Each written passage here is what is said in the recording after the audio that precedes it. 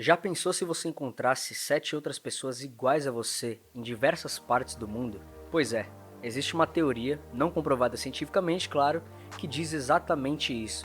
Existem outras 7 pessoas iguais a você no mundo.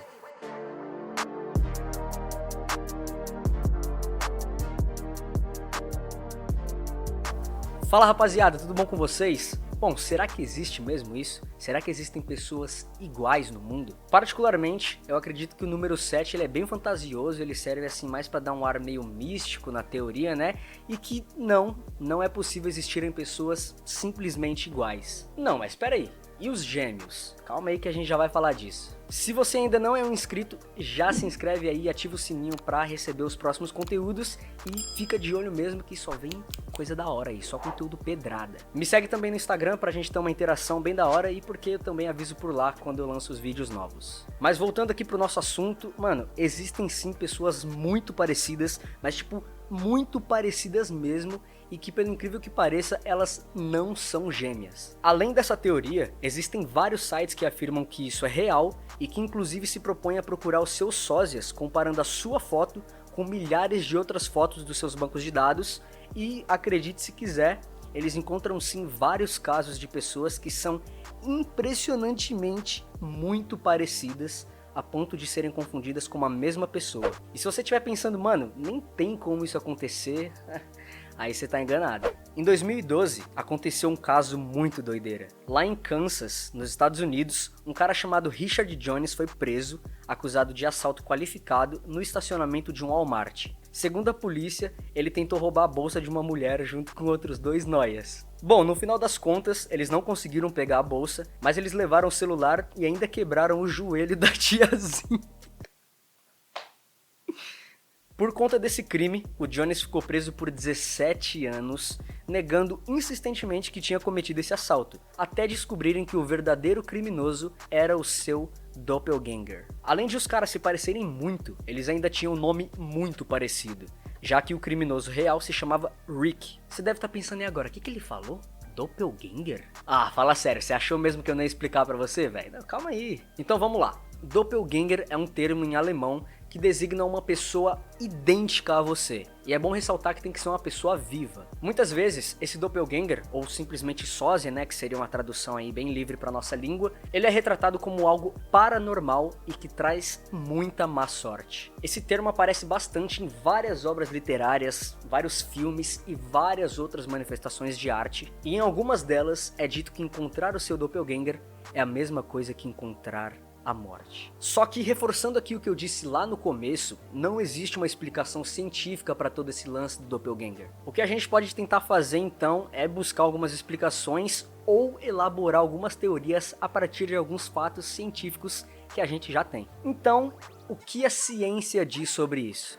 Na psiquiatria, algumas alucinações onde o indivíduo vê a si próprio como sendo uma outra pessoa são designadas autoscopia. A autoscopia pode acontecer em pessoas esquizofrênicas e também pode aparecer como sintoma de um ataque epilético. Esses casos normalmente são descritos como experiências onde o indivíduo acredita que está vendo o seu próprio corpo sendo outra pessoa. Bom, exagero ou não, loucura ou não, o fato é que isso acontece. Mas esse ponto aí da psiquiatria a gente pode descartar por enquanto, porque não são só as próprias pessoas que enxergam outras pessoas parecidas com elas mesmas. A gente também vê, ou seja, ou todo mundo é louco, ou elas realmente se parecem.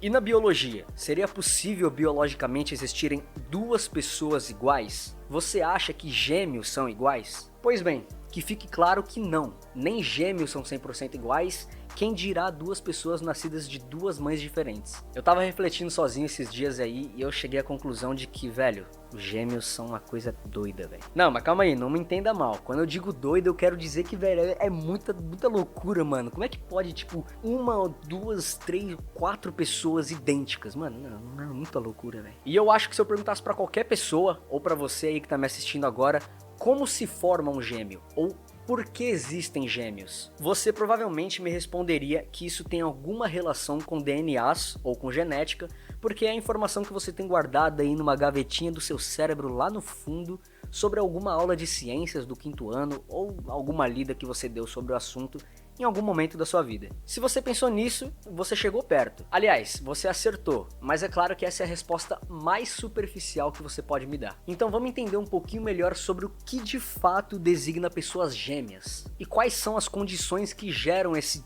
fenômeno, né? Porque, mano, é tão doideira que pra mim é um fenômeno. Existem dois tipos de gêmeos: os univitelinos e os bivitelinos. De cara, já vamos excluir aqui os bivitelinos, pois eles podem ser completamente diferentes fisicamente, sendo um gordo e o outro magro, um alto e o outro baixo, e até mesmo um homem e uma mulher. Já os univitelinos são os que se encaixam aqui na nossa temática, já que esses sim são os famosos gêmeos idênticos, chamados por aí até de clones perfeitos. E o que difere um tipo de gêmeo do outro? É uma diferença simples no processo de formação deles. Os gêmeos univitelinos, ou também chamados monozigóticos, se originam da fecundação de um único óvulo que, por motivos ainda não muito esclarecidos pela biologia, se divide em dois. Os bivitelinos se originam da fecundação de dois óvulos diferentes. E no caso dos univitelinos, por ser uma divisão de um único óvulo,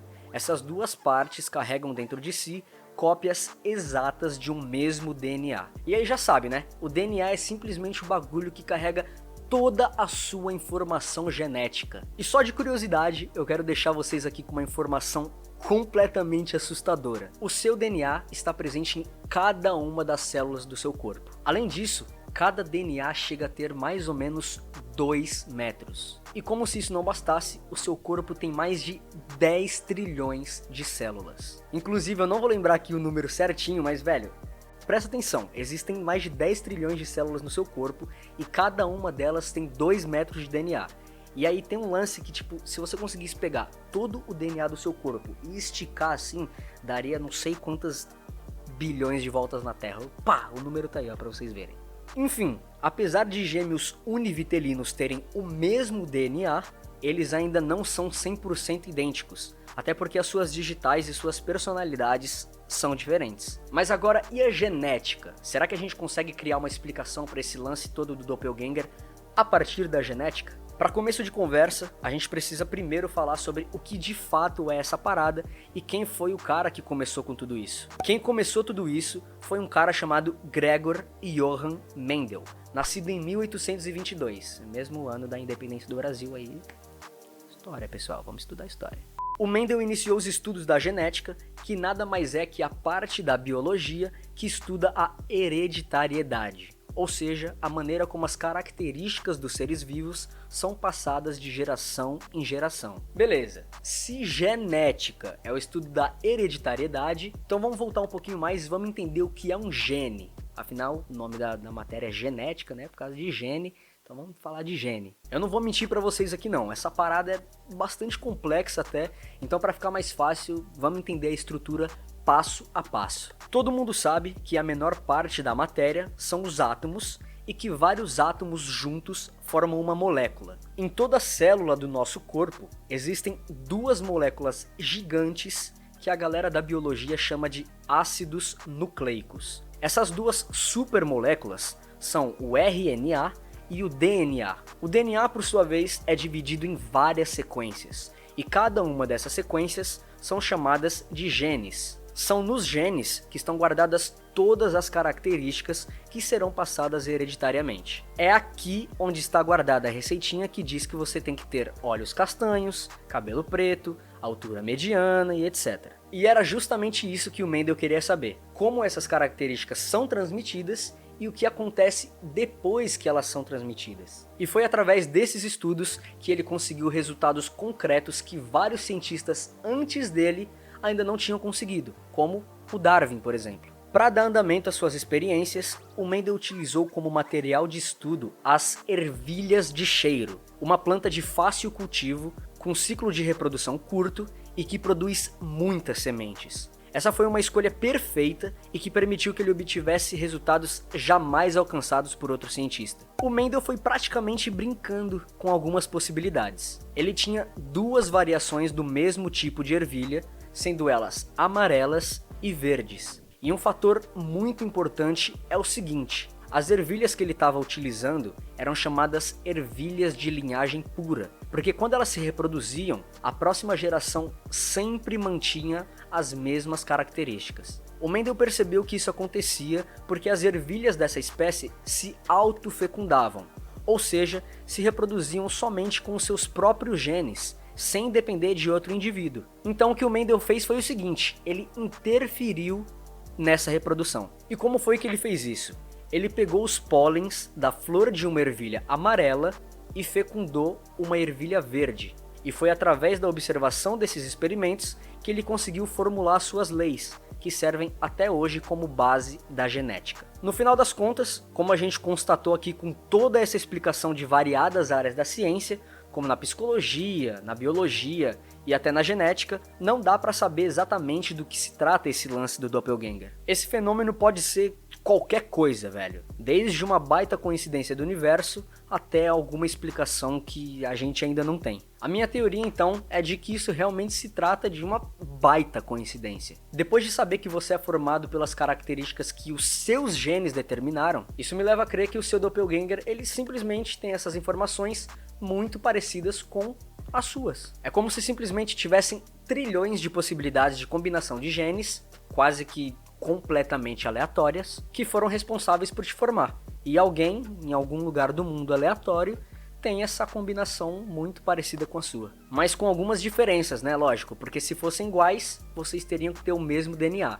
E apenas gêmeos univitelinos possuem o mesmo DNA. Funciona quase que como ganhar na loteria, mas eu acho que ainda umas trilhões de vezes mais improvável, hein? Então, rapaziada, eu tava editando aqui o vídeo, eu vi que deu uma merda aqui, eu perdi esse trechinho aí do final que eu expliquei o que tava acontecendo.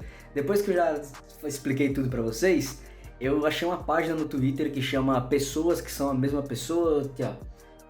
Pessoas que são a mesma pessoa, tá aparecendo aí, ó. E aí eu selecionei algumas das melhores lá que eu achei legais e mostrei pra vocês. Então é isso aí que tá acontecendo, né? Eu tive que explicar aqui, senão ia ficar confuso, né? Deixa o like, hein, mano? Então volto pro vídeo. Uau! Ó, a primeira foto que a gente tem aqui é o Hit. Mano, não sei de onde é o Hit. Acho que é do... Acho que é assim, né? Ah, moleque, esse aí é pra você que achou que um elfo e um homem não poderiam ser doppelgangers. Não, velho, esse do Will Smith não dá, não. O maluco é igualzinho, mano. Igualzinho, velho.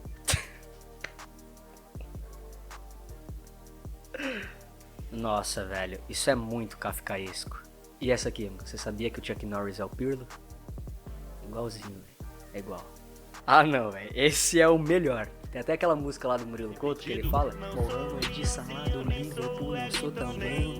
Mano, é igualzinho, velho. Ó, Salah, Murilo Couto e o Mionzinho. É a mesma pessoa, velho. A mesma pessoa. Bom, esse aí foram alguns que eu peguei daquela página que eu achei que parecia mesmo, né? Porque tem uns que a galera dá uma viajada monstra, mano. Bom, mas é isso aí. Eu espero que vocês tenham curtido o vídeo. Eu tô ligado que o assunto foi um pouquinho denso, mas se você assistir aí com calma, prestando uma atenção, dá pra entender tudo tranquilo, vai. E, velho, você chegou até aqui, não se inscreveu ainda, mano. Não, se inscreve aí, mano, porque você tem que se inscrever pra não perder os próximos vídeos, velho. Ó, os conteúdos que estão vindo tão chupetinha. Eu tenho certeza que vocês vão gostar. E já me segue aí também no Instagram, tá aparecendo aqui embaixo e também vai estar na descrição, porque por lá a gente pode ter uma interação mais da hora. Se vocês quiserem me mandar uma mensagem pra gente trocar uma ideia, pode mandar, fica à vontade. E também porque por lá eu aviso quando eu lanço vídeo novo, caso você não receba aqui do YouTube.